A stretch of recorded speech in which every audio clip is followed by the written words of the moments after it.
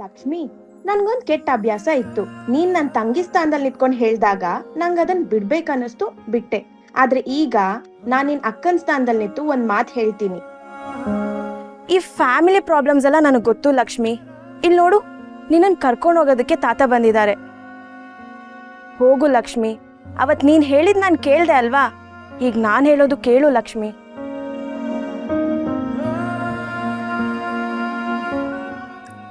ಇಷ್ಟೆಲ್ಲ ಜನ ಹೇಳಿದ ಮೇಲೂ ನೀನು ನನ್ನ ಜೊತೆ ಬರಕ್ಕೆ ಮನಸ್ಸು ಮಾಡಿಲ್ಲ ಅಂದರೆ ಇದು ನನ್ನ ಸೋಲು ಅಂತಲೇ ಅರ್ಥ ಮಗಳೇ. ನನ್ನ ಸೋತ್ರು ಒಂದೇ, ಸತ್ರು ಒಂದೇ. ನನ್ನ ಮೊಮ್ಮಗಳು ನನ್ನ ಜೊತೆ ಬರಲಿಲ್ಲ ಅಂದಮೇಲೆ ನಾನು ಬದುಕಿದ್ದೇನು ಪ್ರಯೋಜನ?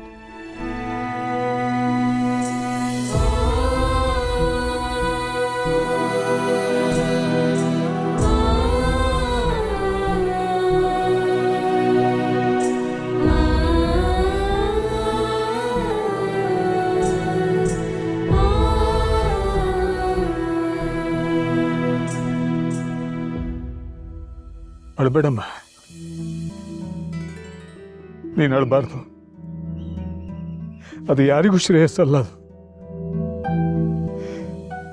ನಾನಿಲ್ಲಿ ಕೂತಿರೋದು ನಿನಗೆ ತೊಂದರೆ ಆಗ್ತಾ ಇರ್ಬೋದು, ಆದರೆ ನನ್ನ ಮೊಮ್ಮಗಳಿಲ್ಲದೆ ನಾನು ಮನೆಗೆ ಹೋಗಬಾರ್ದು ಅಂತ ತೀರ್ಮಾನ ಮಾಡಿಬಿಟ್ಟಿದ್ದೀನಿ. ನಿರ್ಧಾರ ನಿಂದು ಪುಟ್ಟ. ಹೇಳು, ಈ ಧರ್ಮನ ಮೊಮ್ಮಗಳಾಗಿ ಮನೆಗೆ ಬರ್ತೀಯಾ ಅಥವಾ ಈ ಪಿ ಜಿಲೇ ಇರ್ತೀಯಾ?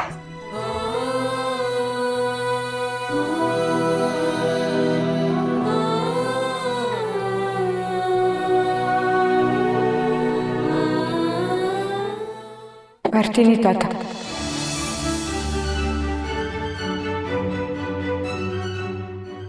ನಿಮ್ಮ ಜೊತೆನೆ ಬರ್ತೀನಿ.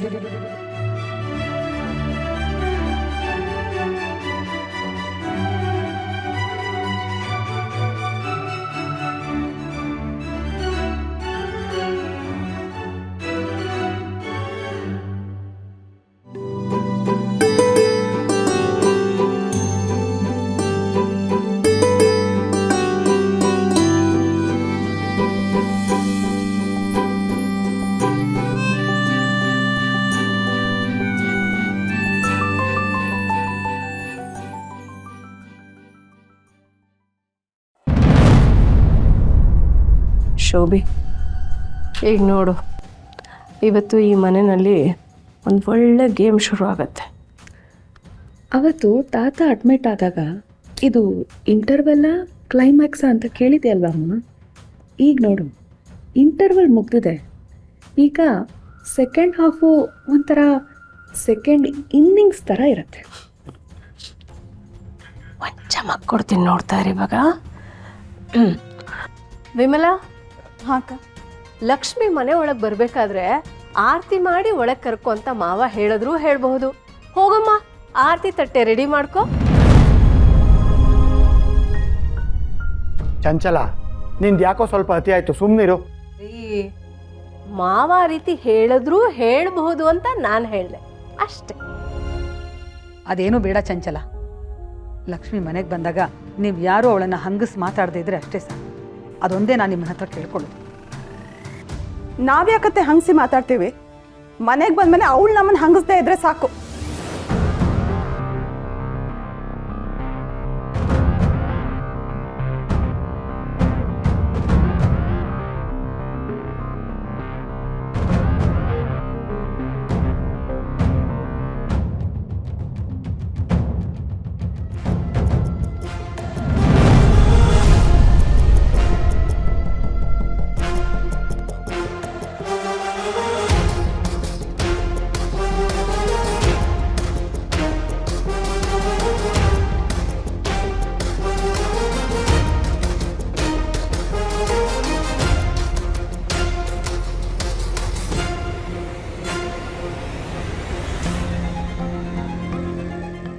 ನಿಮ್ಮಲ್ಲಿ ಯಾರಿಗೆ ಲಕ್ಷ್ಮಿ ಈ ಮನೇಲಿರೋದು ಇಷ್ಟ ಇದೆಯೋ ಇಷ್ಟ ಇಲ್ವೋ ಅನ್ನೋದು ನನಗೆ ಗೊತ್ತಿಲ್ಲ.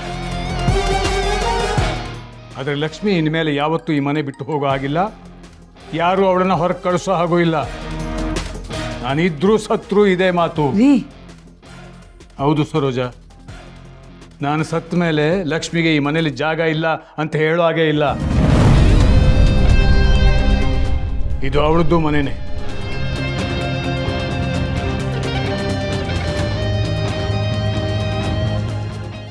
ಶೋಭಿ, ನಿಮ್ಮ ತಾತ ಲಕ್ಷ್ಮಿನ ಕರ್ಕೊಂಡು ಬರ್ತೀನಿ ಅಂತ ಹೋಗಿ ಈ ಮನೆಯ ಆಸ್ತಿ ಎಲ್ಲ ಲಕ್ಷ್ಮಿಗೆ ಸೇರಬೇಕು ಅಂತ ಏನಾದರೂ ವಿಲ್ ಬರೆದ್ಬಿಟ್ರೇನೆ? ಹೇಳೋಕ್ಕಾಗಲ್ಲಮ್ಮ. ಈ ತಾತ ಹಾಗೆ ಮಾಡಿದ್ರು ಮಾಡಿರ್ತಾರೆ.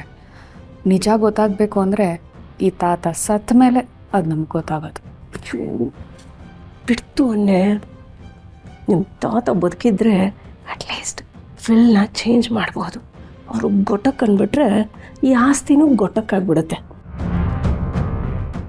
ಲಕ್ಷ್ಮಿ ಈ ಮನೆ ಸೊಸೆ ಮಾತ್ರ ಅಲ್ಲ, ಈ ಮನೆ ಮಗಳು ಕೂಡ.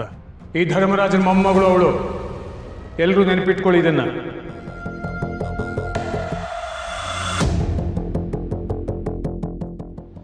ಲಕ್ಷ್ಮಿ, ಬಾಮ್ಮ ಒಳಗೆ. ಬಾಮ್ಮ ಲಕ್ಷ್ಮಿ.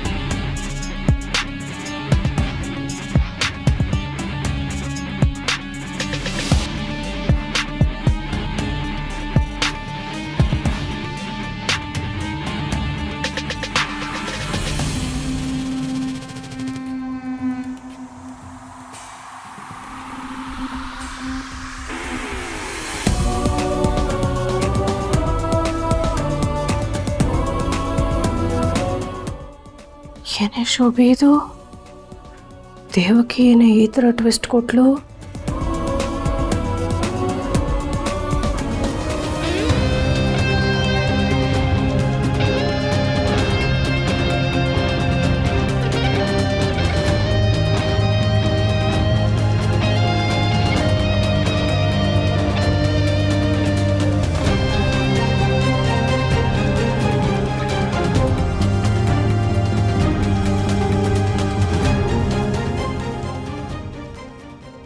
ಇನ್ನು ಮುಂದೆ ಯಾರೂ ಲಕ್ಷ್ಮಿಗೆ ಏನು ಹೇಳಬಾರ್ದು.